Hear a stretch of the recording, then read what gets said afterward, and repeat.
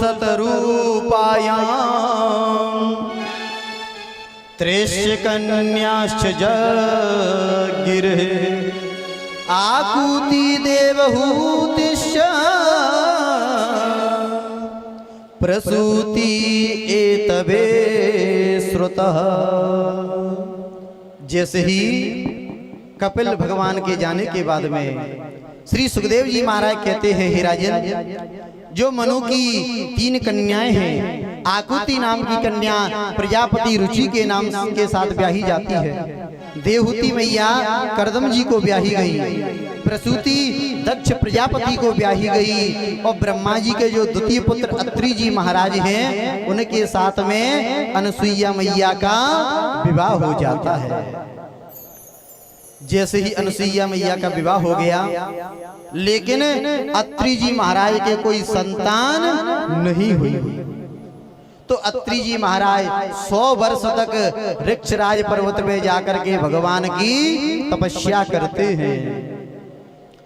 जैसे ही 100 वर्ष तक परमात्मा की अत्रि जी ने तपस्या की, तो 3 देवता ब्रह्मा जी, विष्णु भगवान और नारायण भगवान और शंकर भगवान तीनों आशीर्वाद देने के लिए आ गए।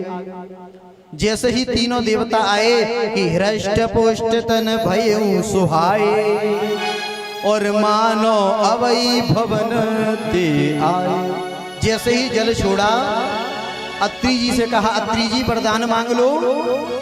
अत्रि जी ने कहा, महाराज मैंने तो एक भगवान की तपस्या की है, आप 3 क्यों आए हो?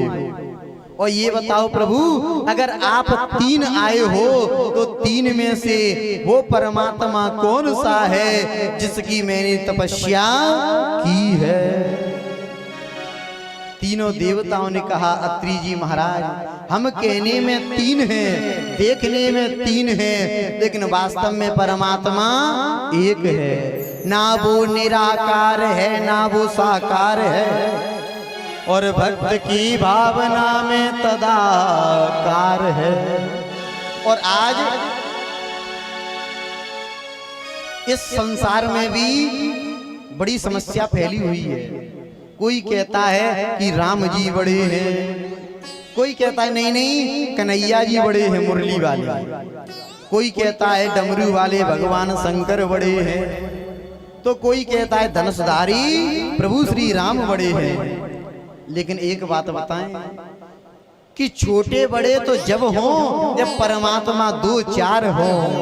वास्तव में परमात्मा तो एक है, लेकिन रूप परमात्मा के अनेक हैं। कि जाकी रही भावना जैसी, केवल जिसके परमात्मा मुरली वाला जिसको अच्छा लगता है उसके लिए मुरली वाला बन जाता है।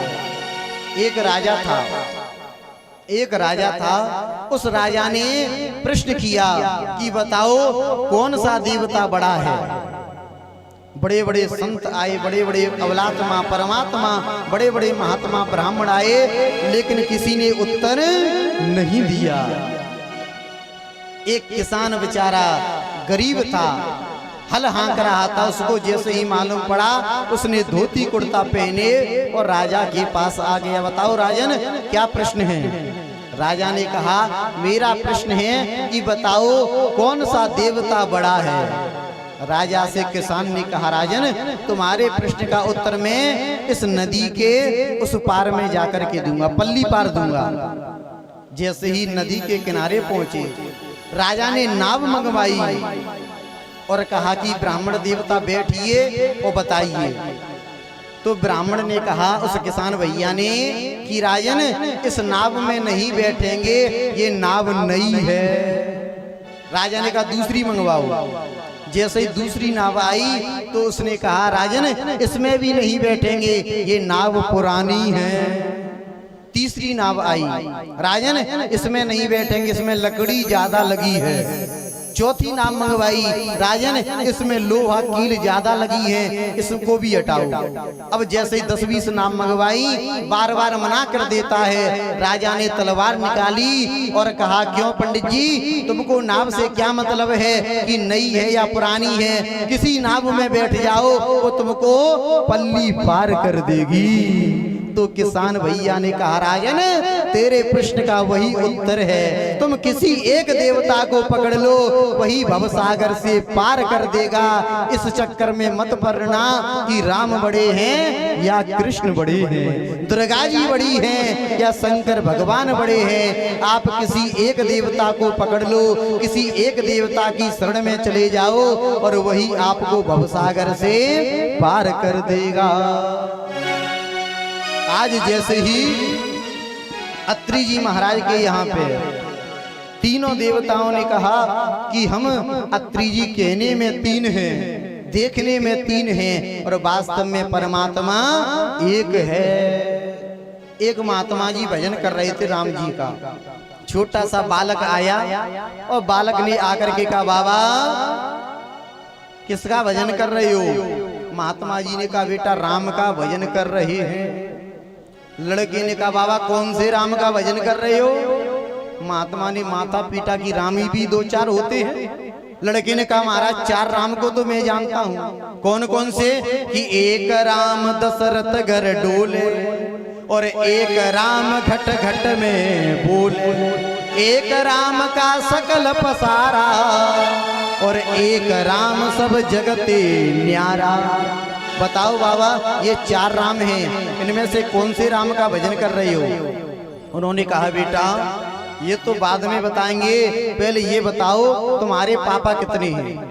लड़का ने कहा महाराज पापा भी दो चार होते हैं, एक है वो घर पे। नहीं नहीं चार पिताजी हम बताते हैं। तो महात्मा ने कहा बेटा कि तेरो एक ही पिता तेरी अय्या जी को बारो और तेरो एक ही पिता तेरे फूफा जी को सारो, तेरो एक ही पिता तेरे नाना को जमाई, तेरो एक ही पिता तेरे चाचा जी को भाई, एक तेरी अम्मा का लड़का है 12, एक तेरे फूफा जी का साला है, एक तेरे नाना का जमाई है और एक पापा तेरे चाचा का भाई है। बता इन चार पिताओं में से कौन सा पिता है? तो लड़का ने कहा पंडित जी महाराज महात्मा जी वही मेरी अय्या के बारे और वही पिताजी मेरे फूफा जी के सारे हैं और वही पिताजी नाना के जमाई और वही चाचा के भाई हैं। तो महात्मा ने कहा बेटा कि वही राम दशरथ घर डोले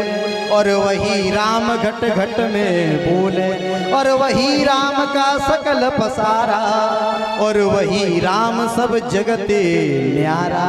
प्यारे परमात्मा कहने में अनेक हो सकते हैं लेकिन वास्तव में परमात्मा एक है।